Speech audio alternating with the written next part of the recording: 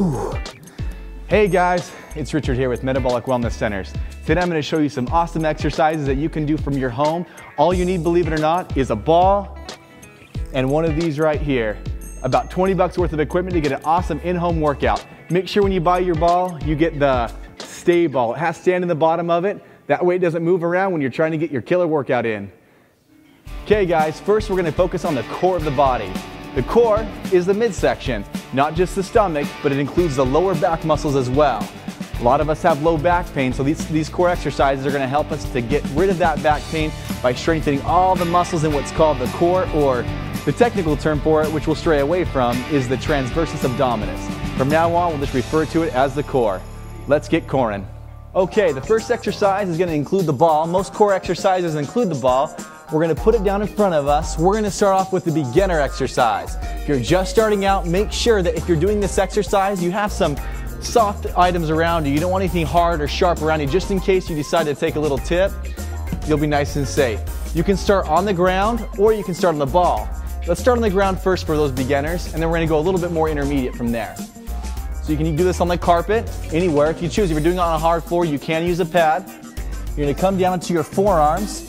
You're going to keep one knee underneath you on the ground. The other foot is going to be back behind you. Straighten that leg out. You're going to lift up. All your body weight's going to be resting on your forearms and your toes. And you're just going to hang out right here. One thing you want to stray away from is that low back drooping down like so. Because when it does that, it puts all the tension right there on the low back, and that can cause further injury. So you want to keep those hips elevated, kind of tuck them down, little bend in those knees. Just keep all the pressure here. You also don't want to be too far back here like this. You want to have your chest directly over your forearms. Keeping those hips up, pressure on the forearms and the toes. And you're just going to hold that as long as possible. If you feel your low back drooping, go ahead and rest onto your knees. And you can even do this exercise from your knees. All right, so to go a little more advanced with that exercise, what we can do now is incorporate the ball. Like I said, make sure you have soft objects around you. You're gonna put those forearms on the ball. Same concept, be a little more wobbly here now. So you wanna make sure those feet are out, those hips are up. You don't want any sagging going on because it puts a lot of pressure on that low spine. Keep those hips elevated. You can even have a mirror next to you so you can look and check your posture out. You're just going to hold that right there. So you go even more advanced. If this isn't tough enough for some of you tough guys out there or tough girls, you're going to lift a foot up off the ground. With that foot up off the ground, you can see the stability starts to go away.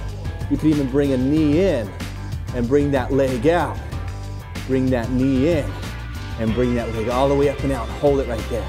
It's also great for the glutes here. So you can switch legs. You feel those quads and glutes burning as you're doing this one. It's perfect. Feel the wobbling going on, it gets really intense. You can also from here, to incorporate some of those obliques, you can grab the ball, get a nice tight grip here, hold on nice and tight, keep that chest over the ball. You don't want the body all the way back here like this. You want that chest directly over the ball, and you twist. These are called core twists. So one elbow, the opposite knee comes up to the opposite elbow, and you just do some twists, just like so. Keeping that core nice and tight, sucking that belly button into the spine. And there you go.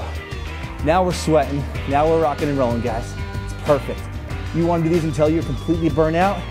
You can start with those because they're a little more difficult. Then go down into your core planks and just kind of regress down difficulty-wise. You start with the most intense. If you are an advanced exercise guru, then you can work your way down from there. And that core is burnt by the time you're done. For optimum results, if you're a beginner, go through that circuit just one time. If you're more advanced, go ahead and go through that whole thing 3 times. Now there are a couple exercises I'm going to show you, but I'm out of breath, so we're going to take a little break and we'll get right back to them.